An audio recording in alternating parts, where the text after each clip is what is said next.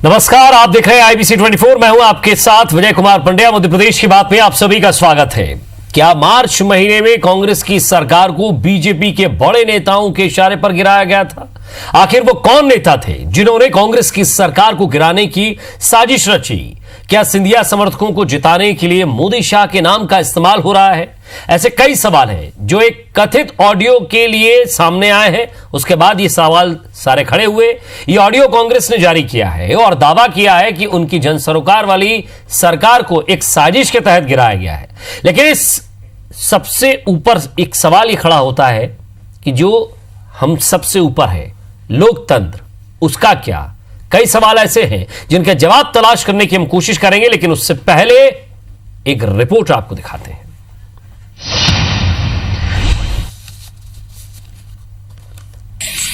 केंद्रीय नेतृत्व ने तय किया कि सरकार गिरनी चाहिए, ये बर्बाद कर देगी, तबाह कर देगी। और आप बताओ, ज्योतिरादित्य सिंधिया जी और तुलसी भाई के बिना सरकार गिर सकती थी क्या? एक कथित ऑडियो की यही वो आवाज है जिसने मार्च में हुए तख्ता पलट को एक बार फिर सुर्खियों में ला दिया है। प्रदेश कांग्रेस ने एक ऑडियो जारी करके ये दावा किया है कि ये आवाज मुख्यमंत्री शिवराज सिंह चौहान की है, जो खुद कह रहे हैं कि केंद्रीय नेतृत्व ने तय किया कि सरकार गिरनी चाहिए।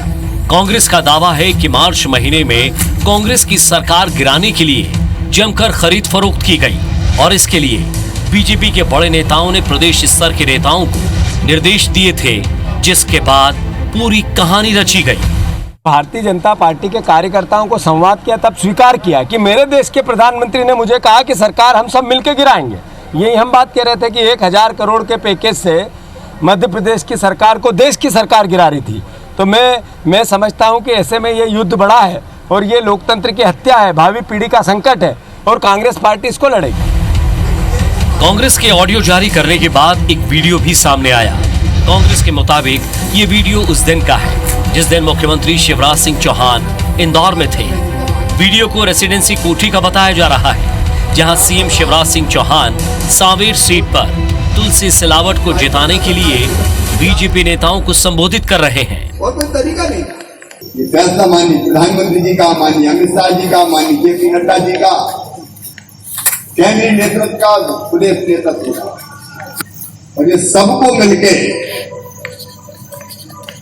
आज संकल्प लेके जाना पड़े, चाहे कुछ भी हो जाए, हर हालत में सांवेर जीत के आएंगे।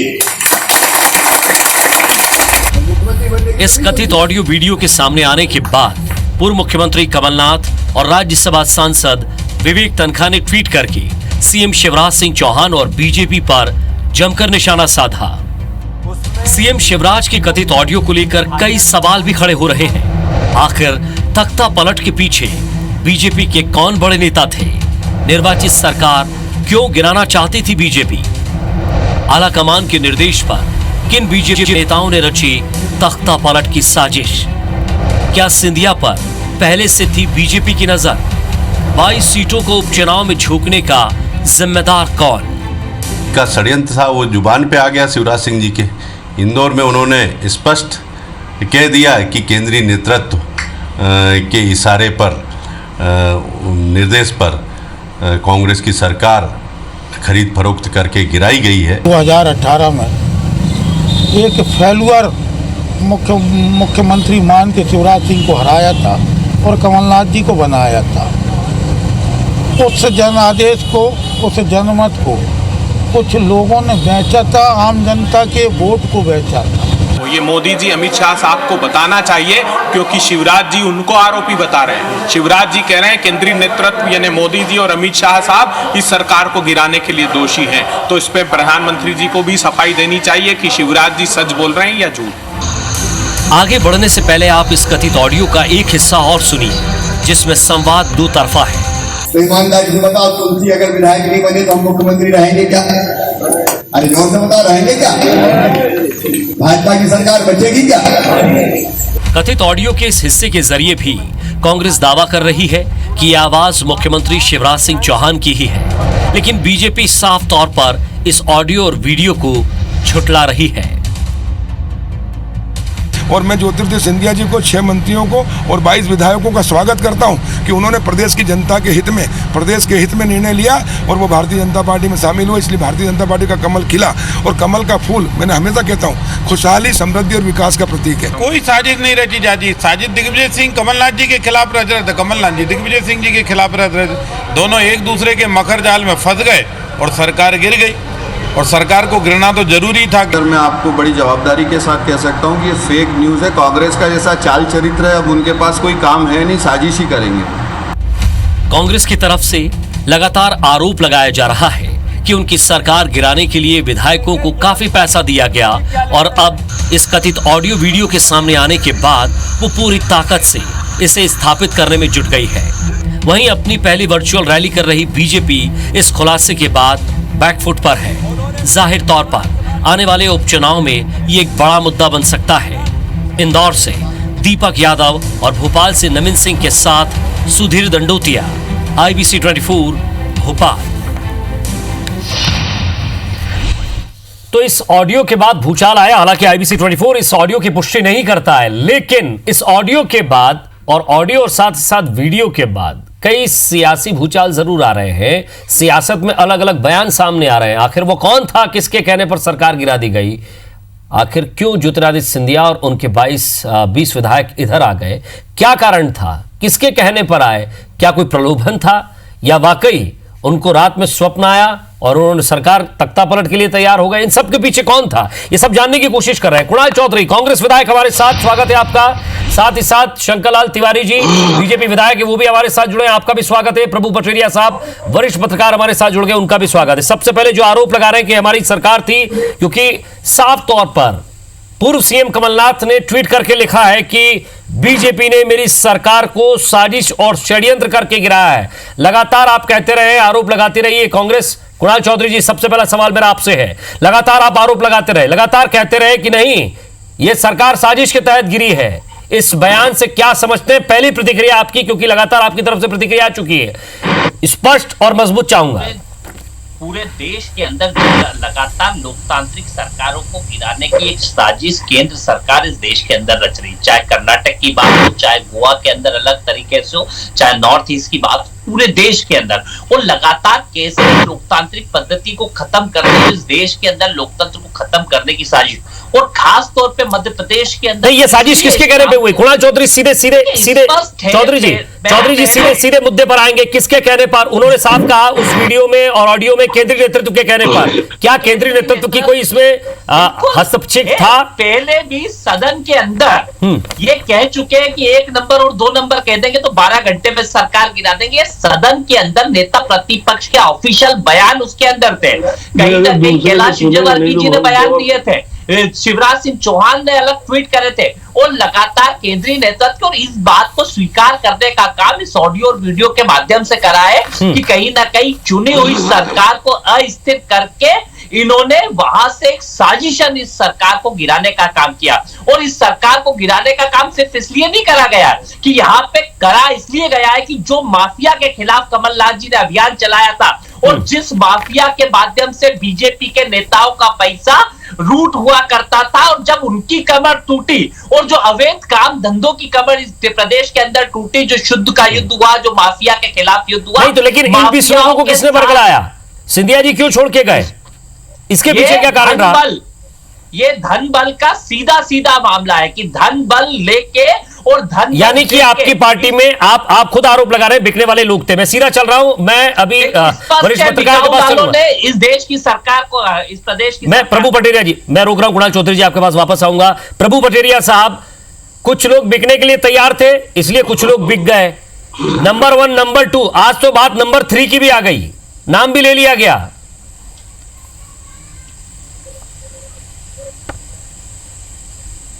बिल्कुल आप सही कह रहे हैं। जो ऑडियो आया है, जो जिस ऑडियो को लेकर चर्चा चल रही है, जिस पर कमलनाथ जी ने ट्वीट किया है, कांग्रेस पूरी उबली पड़ी है जिस बात को लेकर, उसमें नया कुछ नहीं है विजय जी। सबसे पहली बात यह है कि जब ये, जैसा कुणाल चौधरी भी बता रहे हैं कि विधानसभा के फ्लोर पर नेता प्रतिपक्ष गोपाल भार्गव ने कहा था कि नंबर 1, नंबर 2 जिस दिन कहेंगे हम सरकार गिरा देंगे।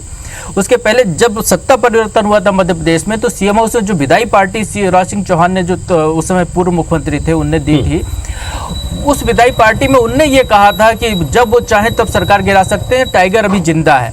तो वो जो टाइगर जिंदा है वाली जो बात है वो स्थापित होती चली गई लगातार। लेकिन एक चीज़ ये है कि जब नेता प्रतिपक्ष ने विधानसभा के अंदर कहा और जब 2 भारतीय जनता पार्टी के विधायक एक बिल पर कांग्रेस के समर्थन में वोट करने चले गए, तो उसके बाद पार्टी का मुख्यमंत्री जो अब आज हैं शिवराज सिंह चौहान, उनसे लेकर तमाम बड़े नेताओं का स्टैंड बदल गया था। उन्होंने कहा सरकार जब गिरेगी, कमलनाथ सरकार, तो अपने अंतर कलह से गिरेगी, इसमें हमारा कोई योगदान नहीं होगा। लेकिन शिवराज सिंह चौहान का जो आज ऑडियो वायरल ऑडियो आया है जिसको लेकर बात हो रही, उसमें वो जो कह रहे हैं और जो उनका लहजा है कहने का, तो स्वाभाविक तौर पर वही लहजा जो 15 तो फिर पूरी पार्टी एक्सेप्ट करे और शंकरलाल तिवारी जी भी एक्सेप्ट करें, क्या कहते हैं? उनका जो कहने का तरीका है।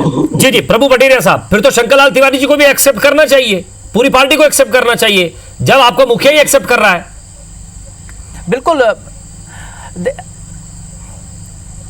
बिल्कुल सबको एक्सेप्ट करना चाहिए और ये बिल्कुल तय बात है। विजय जी, सबसे पहली बात यह है कि जिस समय सरकार गिरी थी उसमें इसका जो है कमांड सेंटर कहाँ था? कमांड सेंटर दिल्ली में था। नरेंद्र सिंह तोमर के घर पर ज्योतिरादित्य सिंधिया वहां जाते थे मीटिंग करने, जगत प्रकाश नड्डा वहां पर मीटिंग करने गए, मीडिया ने दिखाया, सबकी वीडियो वायरल थे। चलिए शंकरलाल तिवारी जी क्या कहते हैं? प्रभु पटेरिया साहब आपको रोक रहा हूँ, शंकरलाल तिवारी जी क्या कहते हैं जरा उनसे भी मैं जान लेता हूँ। तमाम चीजें वो चीजें साबित कर रही कि दिल्ली के नेतृत्व, रोक रहा हूँ सर आपको। शंकरलाल तिवारी जी, जब आपके मुखिया ने दिया कि केंद्रीय नेतृत्व ने तय किया, तो क्या एक चुनी हुई सरकार को, एक चुनी हुई पार्टी जिसको जनता ने चुना वो सरकार में थी, तो केंद्रीय नेतृत्व की इच्छा थी कि ये टूट जाए, खत्म हो जाए, फिर आप जैन सरकार बनाए? सबसे पहले तो मैं पटेरिया जी को प्रणाम कर रहा हूं, आपको भी नमस्ते सर। देखिए, ज्योतिरादित्य कोई छोटे मोटे नेता नहीं है कस्बे और गांव के, ये कॉमन सेंस की बात है, ये आफ्टर थॉट पर डिबेट हो रही है जी। जो होना था वो हो गया, हो गई। सर कैसे हो गया ये जानने की कोशिश कर रहा हूँ तिवारी जी, बड़े आदर से आपसे पूछ रहा हूँ, सीनियर नेता हैं आप, मैं पूछ रहा हूँ जो होना था वो हो गया, किसके कहने पर हो गया? मैं आ रहा हूँ, जो हो गई नमाज मुसल्ला उठाइए, जो होना था हो गया। पर आप जानना चाहते हैं लोकतंत्र की हत्या कर दीजिए, राजनीतिक रूप से किसी चुनी हुई पार्टी की सरकार गिरा दीजिए। बात तो सुनिए, पार्टी की सरकार किसी ने नहीं गिराई, पार्टी के सरकार पार्टी के कुकर्मों से गिरी है, विधायकों की उपेक्षा के कारण गिरी है, दिग्विजय सिंह और जीतू पटवारी जैसे नेताओं के षड्यंत्र के कारण लूटी है, कांग्रेस के मंत्रियों की जो लूट चल रही थी अपने अपने घर भरने की, उसके कारण गिरी है। कमलनाथ का वो बयान कि ज्योतिरादित्य सड़कों में आ जाए, ज्योतिरादित्य जी का अपमान, ग्वालियर की जनता का और चंबल की जनता का अपमान, इन सारे कारणों से सरकार गिरी है। सरकार कोई दिल्ली और भोपाल के नेताओं के गिराने से नहीं गिरी, पर यह तय है कि जब ज्योतिरादित्य जैसे नेता को भारतीय जनता पार्टी में शामिल होने की ललक थी, उस विचारधारा से जुड़ने की ललक थी, ये मैं नहीं कह रहा हूँ, ज्योतिरादित्य जी ने भी कहा कि वो सर, तो एक सवाल था शंकरलाल तिवारी जी, शंकरलाल तिवारी जी, मैं आपको रोक रहा हूँ, डिबेट में हमारे साथ, डिबेट में इस वक्त हमारे साथ IBC 24 के managing editor doctor Shrichand Mishra साहब भी हमारे साथ जुड़ गए हैं। मिश्रा जी, एक सवाल मैं आपसे भी यहाँ करता हूँ कि जिस तरह शंकरलाल तिवारी जी कह रहे हैं कि बहुत अपमान हुआ सिंधिया जी का, आपका नारा ये था बहुत हुआ महाराज। आप तिवारी जी से ये पूछिए कि क्या जनता ने सिंधिया जी के मान अपमान के लिए वोट दिया था कि भारतीय जनता पार्टी की सरकार को हटाने के लिए वोट दिया था? विधायक तो छोड़ दो, मंत्रियों मध्य प्रदेश की जनता ने जो वोट दिया था, उन 22 जगहों के लोगों ने वोट किस चीज के लिए दिया था? शंकरलाल तिवारी जी, इस सवाल का जवाब दीजिए आप। पिछले 1.5 साल, 1.25 साल जितने दिन राज किया उनको बताओ, उनसे पूछो। शायद लगता है उनका फोन कटा हुआ है जरा। कितने जिले केंद्रों में उन्होंने जाकर के और वहां विकास की नीतियों पर कोई चर्चा करी है? श्री जी, शायद उन तक आवाज नहीं जा रही है, लेकिन ये जो तख्ता पलट हुआ, तख्ता पलट के साथ साथ सभी को पता है, लगातार कांग्रेस भी आरोप लगाती रही कि बीजेपी ने किया, बीजेपी ने किया, पुख्ता सबूत नहीं था। लेकिन जब सीएम शिवराज सिंह चौहान का वो ऑडियो और वीडियो आता है, तो मुझे लगता है कि आने वाले चुनाव के लिए बहुत ही महत्वपूर्ण और ये एक मील का पत्थर साबित हो जाएगा ये ऑडियो। निश्चित रूप से कुणाल चौधरी जी ने जो बात कही उस बात से मैं सहमत हूं। उन्होंने कहा कि बीजेपी के जो उस समय के तत्कालीन नेता प्रतिपक्ष थे गोपाल भार्गव, उनका ऑफिशियल स्टेटमेंट था कि हमारे नंबर 1 और नंबर 2 बोलेंगे तो हम कल सरकार गिरा देंगे।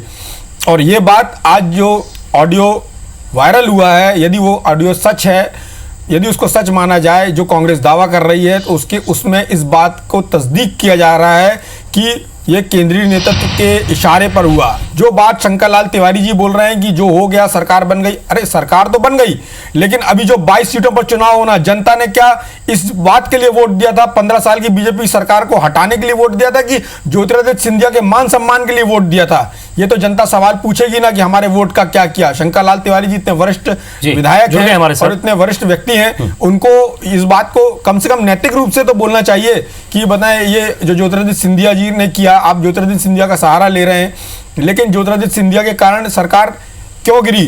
ज्योतिरादित्य सिंधिया के पर्सनल मान सम्मान के लिए सरकार गिरा दी गई और उस क्षेत्र की जनता के लोगों ने क्या ज्योतिरादित्य सिंधिया के मान सम्मान के लिए वोट दिया था? ये तो आपको बताना चाहिए शंकर लाल। मान सम्मान पर नहीं, उनके क्षेत्र के विधायकों के काम नहीं हो रहे थे।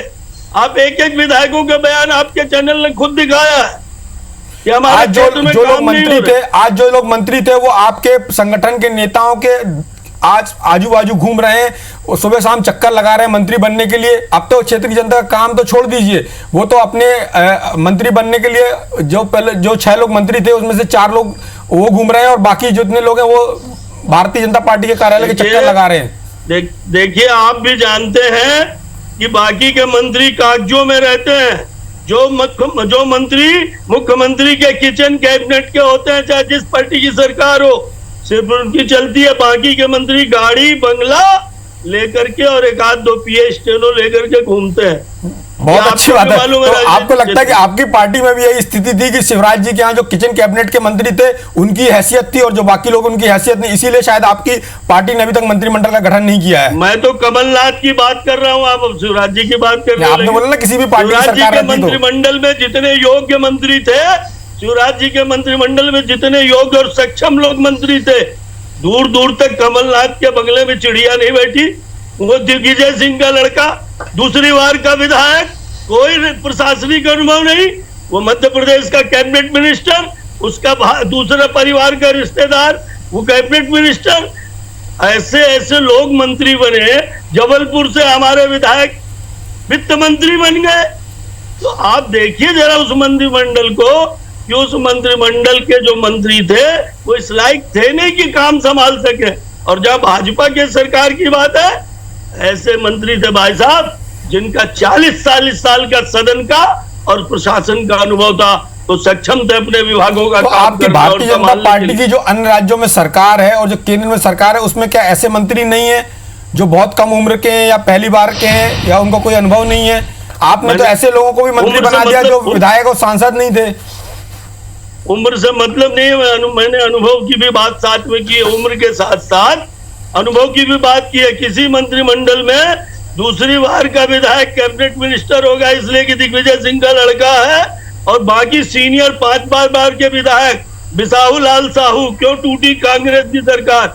बिसाहू लाल साहू आदिवासी क्षेत्र के एकमान्य नेता, कांग्रेस में छत्तीसगढ़ में शंकर लाल तिवारी जी, जब छत्तीसगढ़ में भारतीय जनता पार्टी की सरकार बनी थी तो राजेश मूलत को कैबिनेट मंत्री बनाया गया, तो पहली बार के विधायक थे और आपकी पार्टी के बड़े बड़े यहाँ पर विधायक बैठे हुए थे 4-4 बार के, उनको रमन सिंह जी ने अपने मंत्रिमंडल में शामिल नहीं किया था। देखिए, मैं जो कह रहा हूँ ये तो ट्विस्ट कराना हो गया बहस को। कब की बात आप ट्विस्ट कर रहे हैं बहस को? करेंगे अभी तो ज्योतिरादित्य सिंधिया वर्तमान सरकार की बात अपन कर लें और इसी को अपन कह लें तो अच्छा रहेगा। राजेश मूणत जी को जवाबदारी दी गई थी वहां छत्तीसगढ़ में। राजेश मूणत जी पिछली सरकार जो गई है हमारी, उसमें कैबिनेट मिनिस्टर थे भाई साहब। पर पहली बार जब वो पहली बार विधायक बने तभी उनको मंत्री बना दिया गया था, कैबिनेट मंत्री। मंत्री बनाने के लिए कई समीकरण होते हैं, पर उतना अनुभव भी नहीं था जो आपने अनुभव और उसकी बात की है, दोनों रिश्ता ही दोनों चीजें नहीं थी। खैर, हम विषयांतर्गत हो रहे हैं, हम अपने विषय पे आ जाते हैं। आज जो ऑडियो वायरल हुआ है उससे आपकी पार्टी को, आपकी पार्टी के बारे में जो एक जनमानस बन रहा है या जो एक परसेप्शन बना है उसके बारे में हम चर्चा कर रहे हैं यहाँ पर। इससे जो कांग्रेस के आरोप हैं वो पुष्ट होते हैं। मेरा ये कहना है, आपको इस बारे में जो कहना है आप वो कह सकते हैं। मैं कह रहा हूं कि कांग्रेस के आरोपों में कोई दम नहीं है। तो जो ऑडियो वायरल हो रहा है वो क्या है? क्या ऑडियो में ऐसा क्या है? ऑडियो में शिवराज जी ने क्या बोला है? बताइए, आप क्या बोल रहे हैं? शिवराज जी ने साफ तौर पर बोला है आप कह रहे हैं कि हमने साजिश करी है, शिवराज जी ने कोई साजिश करी है। आपको फिर से सुना देते शिवराज जी ने क्या कहा है। हाँ सुना दीजिए, कृपा होगी जी। ऑडियो प्ले कीजिए। ये फैसला माननीय प्रधानमंत्री जी का, माननीय अमित शाह जी का, माननीय जेपी नड्डा जी का, केंद्रीय नेतृत्व का, प्रदेश नेतृत्व का, और ये सबको मिलकर आज संकल्प लेके जाना पड़ेगा, चाहे कुछ भी हो जाए हर हालत में सालेर जीत के आएंगे। केंद्रीय नेतृत्व ने तय किया। इसमें सरकार क्या है भाई साहब? अगली लाइन सुनिए, अगली लाइन। ये बर्बाद कर देगी, तबाह कर देगी। और आप बताओ, ज्योतिरादित्य सिंधिया जी और तुलसी भाई के बिना सरकार हो सकती थी क्या? मैं पैनल से आग्रह करूंगा फिर से वो वाली बाइट सुनाइए जिसमें शिवराज जी बोल रहे हैं कि केंद्रीय नेतृत्व ने तय किया कि सरकार गिरनी चाहिए। केंद्रीय नेतृत्व ने तय किया ये सरकार गिरनी चाहिए, ये बर्बाद कर देगी, तबाह कर देगी। और आप बताओ, ज्योतिरादित्य सिंधिया जी और तुलसी भाई के बिना सरकार गिर सकती थी क्या? केंद्रीय नेतृत्व ने तय किया ये सरकार गिरनी चाहिए।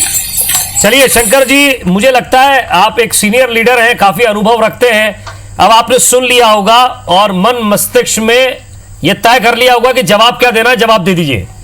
जी भाई साहब, मैं आपसे आग्रह पूर्वक कह रहा हूं कि इस ऑडियो में शिवराज जी ने जो कहा है कि केंद्रीय नेतृत्व ने कहा है कि सरकार गिरना चाहिए, जब ज्योतिरादित्य 22 विधायकों को लेकर के भारतीय जनता पार्टी के दिल्ली कार्यालय में माननीय नड्डा जी के पास, माननीय अमित शाह जी के पास, केंद्र के वरिष्ठ नेताओं के पास बैठे हैं कि हमको कांग्रेस से मुक्ति दिला दो, पूरा ग्वालियर चंबल संभाग का विकास का काम रुका हुआ है, हमको प्रताड़ित किया जा रहा है, हम उस पार्टी में नहीं रहना चाहते।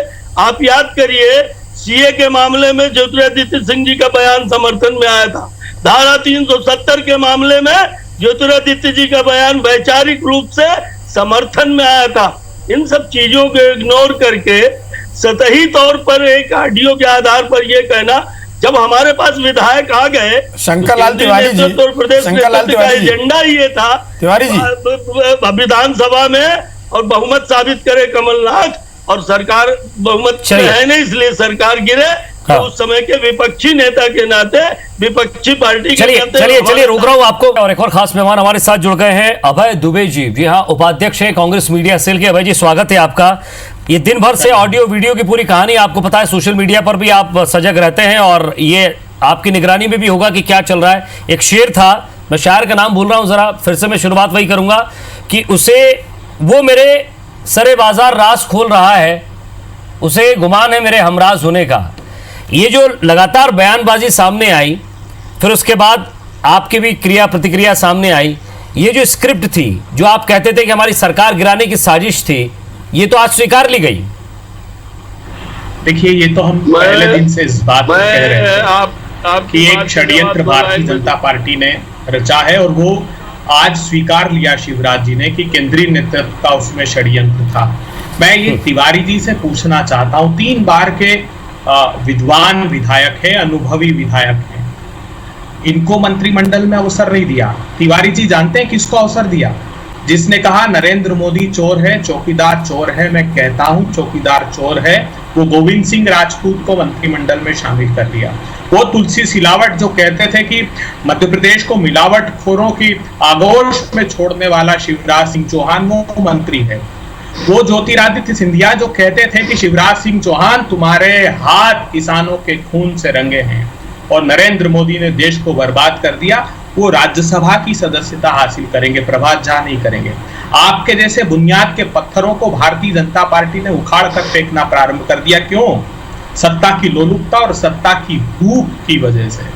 कितना शर्मसार कर देने वाली बात है कि जनता की चुनी हुई सरकार, जिसको जनता ने इस बात का निर्धारण किया कि 15 वर्षों के बाद अब कांग्रेस पार्टी मध्य प्रदेश के विकासोन्मुखी कार्य को एक अग्रणी भूमिका देगी, उसको षड्यंत्र किया। पैसों के लालच से बहुत बड़े पैसे खर्च किए गए इन लोगों पर, और ये कोई उनका कांग्रेस पार्टी से मोह भंग नहीं हुआ था।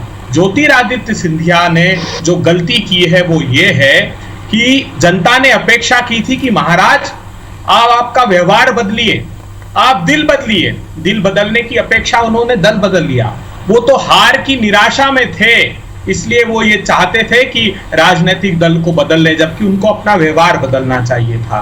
बाकी के लोगों को पैसे दिए गए, मैं साफ तौर पर आरोप लगाता हूं। और शंकर लाल तिवारी जी कहते हैं कि ये और वो भारतीय जनता पार्टी कहती ऑडियो की प्रामाणिकता नहीं। मैं बधाई देता हूं कि शंकर लाल तिवारी जी ने कम से कम स्वीकार लिया कि हाँ, जो ऑडियो में बात कही गई है वो सही और प्रामाणिक है। तिवारी जी, मैं तो आपके प्रति बड़ी श्रद्धा रखता हूं। होना तो आपको मंत्रिमंडल में चाहिए था, और आपने कहा कोई भी राजनीतिक दल हो जो मुख्यमंत्री का करीबी होगा वही मंत्रिमंडल में होगा और उसी की चलेगी। तो मुझको याद आता है गोपाल भार्गव जी का वो वक्तव्य, मुझे याद आता है कुसुम महंदेले जी की वो बात जो व्यथा व्यक्त करते थे कि शिवराज जी काम नहीं होते, सारे मंत्रिमंडल के लोग काम कर कहते थे। इसीलिए कमलनाथ जी ने कहा कि आउटसोर्स करके रखी थी सरकार। आज हमने जब प्रेस कॉन्फ्रेंस दी तो इस बात का बड़ा खुलासा किया है कि लॉकडाउन के दौरान अप्रैल में कमलनाथ सरकार की अपेक्षा अधिक अपराध दर्ज हुए, कम से कम 20% अधिक अपराध हुए हैं।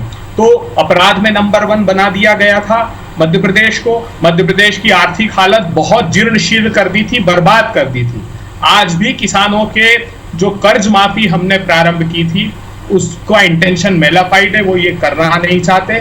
आज भी जब उस ऑडियो में आप देखिए, शिवराज जी कहते हैं कि कभी इतनी बम्पर फसल नहीं हुई, बीते कई वर्षों में ऐसा नहीं देखा। तो इसका क्रेडिट तो कमलनाथ जी को जाना चाहिए। उन्होंने बिजली का बिल हाफ किया, किसानों का कर्जा माफ किया, उसी का प्रतिसाद था कि इतना अच्छा उत्पादन मध्य प्रदेश में हुआ है। एक खुलासा और मैं करना चाहता हूं, ये कहते हैं कि 81% किसानों से हमने प्रिक्योर किया, बिल्कुल गलत बात है।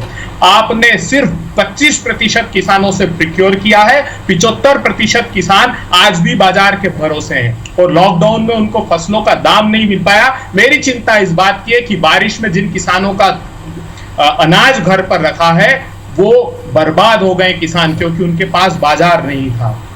तो मुझको लगता है कि आने वाले जो 24 बाई इलेक्शन है उसमें जनता ईमानत बनाकर बैठी है। दुबे जी, आपकी सारी बात भी मान ली और जो ऑडियो है ये भी मान लिया कि वो सच है, तो क्या आपको लगता है जनता जो 24 सीटों पर चुनाव होने जा रहा है इस ऑडियो के माध्यम से, जिसका निश्चित रूप से आप लोग उपयोग करेंगे ही चुनाव में, क्या उसके आधार पर या आप अपनी इस बात को जनता तक पहुंचाने में कामयाब होंगे और जनता दोबारा आपको ही मैंडेट देगी?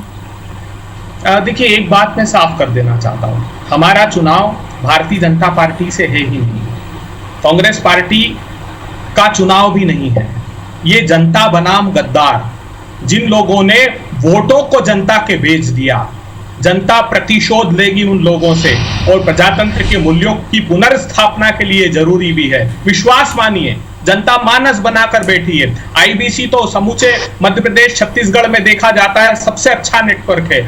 आपने काफी सर्वे भी किए हैं, आप इस बात का मूल्यांकन कीजिए क्षेत्रों में जाकर के। ये अप्रासंगिक है कि कांग्रेस पार्टी का उम्मीदवार कौन होगा, कांग्रेस पार्टी की तरफ से प्रचार कौन करेगा। जनता ने खुद ने मोर्चा संभाल लिया है और इस बात का मानस बना लिया है कि भारतीय जनता पार्टी ने अनैतिक तरीके से जो धनमत की सरकार है उसको वो बर्दाश्त नहीं करेगी। फिर से माफिया मुक्ति का अभियान वो देखना चाहती है, फिर से right to water, right to health वो देखना चाहती है, फिर से चाहती है कि किसान कर्ज मुक्ति जो आधी रह गई थी उसको सरकार पूरी करे। और जो इन्वेस्टमेंट था 70,000 करोड़ रुपए के तो शेप ले रहे थे और 1 लाख करोड़ रुपए का इन्वेस्टमेंट हमने इन 15 महीनों में किया है जो 15 साल में नहीं हुआ था। तो मुझको लगता है कि कमलनाथ जी जैसे व्यक्तित्व के प्रति लोगों का आकर्षण है और बहुत नाराज है लोग जिस प्रकार षड्यंत्र करके सरकार गिराई। अरे 15 वर्षों का समय अवसर कम नहीं होता शिवराज जी, इतनी क्या सत्ता की भूख थी आपको। मैं तो हतप्रभ हूं ये देख करके। मुझे लगता है तिवारी जी जैसे विद्वान नेता को भी ये बात रास आती है कि उन्हें और उनके अनुभव को दरकिनार कर दिया भारतीय जनता पार्टी ने। तिवारी जी, आपसे एक सवाल है, जो बात अभय दुबे जी ने कही है, तो आपकी पार्टी के 8 बार के विधायक गोपाल भार्गव जी को छोड़कर कांग्रेस से आए 2 लोगों को और आपने अपनी पार्टी से भी ऐसे लोगों को बनाया, और आपकी पार्टी में जैसा कि दुबे जी बोल रहे हैं कि आप भी इतने वरिष्ठ व्यक्ति हैं, आपको मौका क्यों नहीं मिला? जिस बात का आरोप आप कमलनाथ जी पर लगा रहे हैं। और दूसरी बात, मैं सोचता हूँ डिबेट इस पे नहीं है। आपने एक शायर पढ़ी थी अभी थोड़ी देर पहले, आपसे प्रेरित होकर के मैं 2 लाइन पढ़ना चाहता हूँ। हिंदुस्तान के आखिरी बादशाह बहादुर शाह जफर जी ने जब वो जेल में थे वहां से लिखी थी कि कितना बदनसीब जफर दफन के लिए 2 गज जमीन भी न मिली कूचे यार में। ज्योतिरादित्य जी की जितनी बुराई कांग्रेसियों को जिस जिस भाषा में करनी हो वो कर ले, क्योंकि एक लाइन ये भी है कि जब तक वो मेरे साथ थे देवता समान, और जब आ गए मैदान में हर जाई हो गए।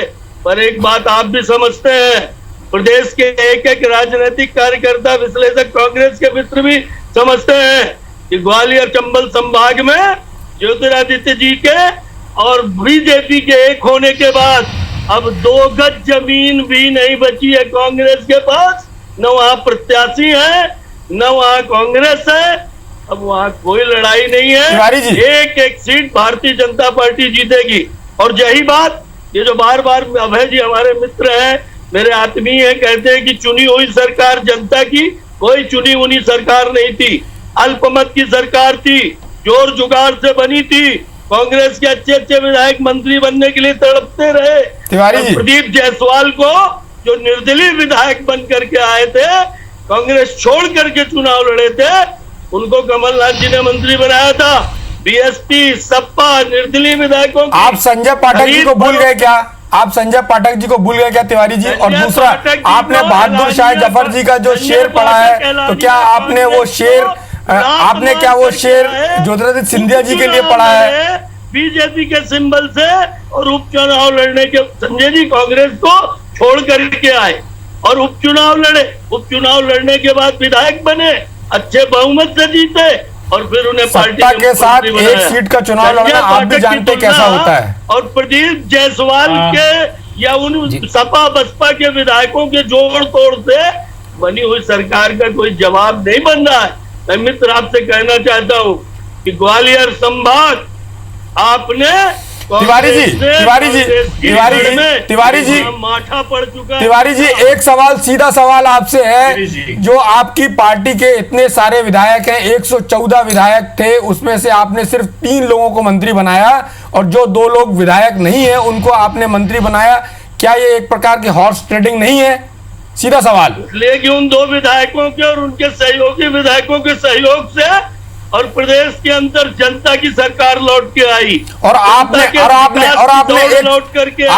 बात और कही है, आपने एक बात और कही है। एक तो देखिए मुख्यमंत्री का काम है और पार्टी के वरिष्ठ नेताओं का काम है मंत्रिमंडल में। तिवारी जी, जब ये वाली बात आई तो आप बोल रहे वरिष्ठ नेताओं का काम है। दूसरी बात, आपने ज्योतिरादित्य सिंधिया के लिए बोला कि कांग्रेस ये बोल रही जब तक उनके साथ थे तो अच्छे थे, अब उनके ऊपर तोहमत लगाई जा रही, तो ये बात तो आपके ऊपर भी लागू होती है। कल तक ज्योतिरादित्य सिंधिया को आप बोल रहे थे माफ करो महाराज, और आज आपने उनको गले लगा लिया। क्या बात, ये बात क्या साबित करती है? निश्चित रूप से चुनावी लड़ाई में जब बाप बेटे में प्रतिद्वंदी होते हैं तो एक दूसरे के विरुद्ध भाषण करते हैं। क्या मैं आपकी बात को शिवराज जी के उस बयान की तरह लूं जो उन्होंने ज्योतिरादित्य सिंधिया के आने पे कहा था कि ये विभीषण की तरह हैं? आप भी उस तरह, आपकी बात का भी वही मायने निकाले जाए क्या?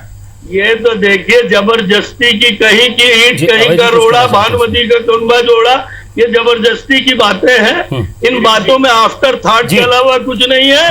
खेल का मैदान, ये लिख लीजिए डायरी में, आप वरिष्ठ पत्रकार हैं। आगे 20 साल ग्वालियर और चंबल संभाग में कांग्रेस की जीत की बात तो छोड़ दीजिए, लड़ाई में बने रहने की कोई संभावना नहीं है। मेरा 45-50 साल का राजनीतिक जीवन है, हो गो काम, खेल खत्म हो गो। और अभय दुबे जी देंगे आपकी बात को उत्तर। खत्म हो गई। देखिए आपने बहुत प्रासंगिक प्रश्न खड़ा किया विभीषण का। तुलसीदास जी ने कहा है, नाना विधि कही कथा सुहाई, राजनीति भय प्रीत दिखाई। रावण ने माता सीता का हरण किया था राजनीति से, भय से, प्रीत से।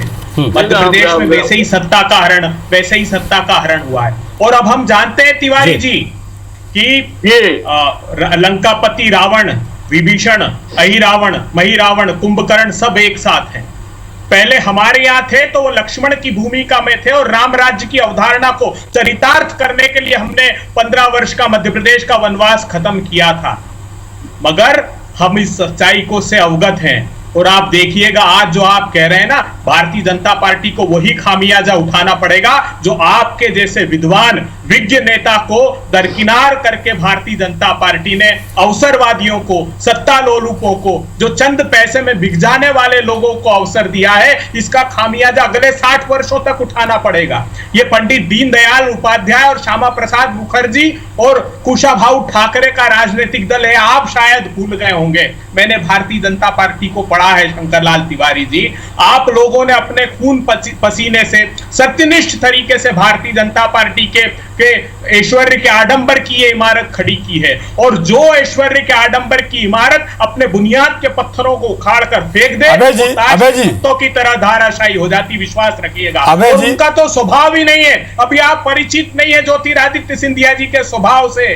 थोड़े दिन आप उनके साथ रहकर देखिए, फिर जो परिस्थितियां हमारे यहाँ निर्मित हुई थी वही आपके यहाँ निर्मित होने वाली है। अवसरवादी लोग हैं, आपको आज सचेत करता हूं मैं, ये सत्ता की भूख समाप्त नहीं हुई शिवराज सिंह चौहान जी की, इसलिए उन्होंने फिर ये एक संगठित प्रकार का अपराध किया है मध्य प्रदेश के साथ, जनभावनाओं के विपरीत। आप याद रखिएगा, इतिहास साक्षी होगा, मध्य प्रदेश की जनता इस अक्षम्य अपराध के लिए कभी क्षमा नहीं करेगी और आपके जैसे भले लोगों को, आपके जैसे अच्छे लोगों को भी भविष्य में इस बात का पछतावा होगा कि भारतीय जनता पार्टी ने जो दुष्कृत्य किया है वो अक्षम्य अपराध था, विश्वास मानिए। जी वाकई, लेकिन समय बहुत कम, एक लास्ट रिएक्शन मैं चाहूंगा प्रभु पटेरिया साहब, ये बात भी मौका दे देना। सर समय कम है, माफी चाहूंगा, काफी देर से आप लोगों की बात सुनी। प्रभु पटेरिया साहब वरिष्ठ पत्रकार है, वो भी हमारे साथ लंबे समय से बैठे थे। प्रभु पटेरिया साहब स्वागत है जी, ये वाकई एक भाववश भूल हो गई सीएम शिवराज जी से या फिर ये एक मौका था कि मत चूके चौहान?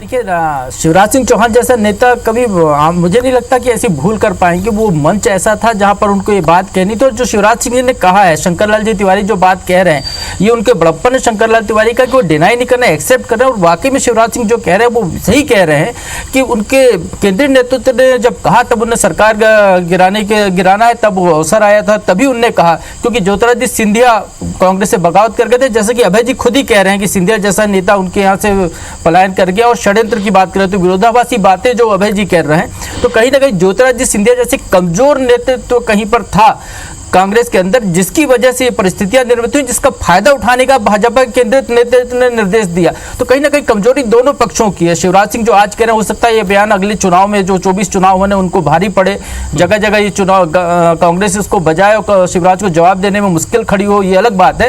लेकिन जो परिस्थितियां निर्मित हुई सरकार के देखी, क्योंकि पहले दिन जब शिवराज सिंह चौहान ने कहा था कि सरकार हम कभी भी गिरा देंगे, तो 15 महीने तक वो गिरा नहीं पाए थे सरकार। ये अवसर कांग्रेस के अंदर से आया और सिंधिया जैसे नेतृत्व के कारण आया कि ये नेता क्यों है। और इस शोध का विषय है कि 6 मंत्री मध्य प्रदेश सरकार में जो रहे मंत्री पद पर, और कांग्रेस के इतने सीनियर विधायक क्यों छोड़कर चले गए, क्यों दूसरे दलों में गए, ये एक शोध का विषय इस पूरे मामले में। 10 सेकंड दूंगा मैं शंकरलाल तिवारी जी, आपके पास 10 सेकंड, अपनी बात रख दें। देखिए, मैं एक ही बात कह रहा हूं कि पूरे मध्य प्रदेश का पाप कट गया और वो सरकार जो गई वो सिर्फ दिग्विजय सिंह और जीतू पटवारी जैसे नेताओं के कारण गई। और तीसरी बात, एक बात नोट कर लीजिए, पत्थर की लकीर जी, मध्य प्रदेश में ग्वालियर संभल संभाग में कांग्रेस भविष्य के 20-25 साल के लिए नेस्त नाबूद हो गई, जड़ों में माथा पड़ गया। और ये 24 की 24 सीट, चलिए लिख लेता हूं सर, शंकर भविष्यवाणी ये लिख लेता हूं, लगातार आपसे जुड़ा भी रहूंगा क्योंकि इन चुनाव के बीच आपसे संपर्क होता भी रहेगा। आप सभी जुड़े, बहुत बहुत शुक्रिया। अभय दुबे जी आपका, वरिष्ठ पत्रकार प्रभु पटेरिया साहब आपका, और साथ ही साथ डॉक्टर श्रीचंद मिश्रा साहब आपका भी नमस्कार।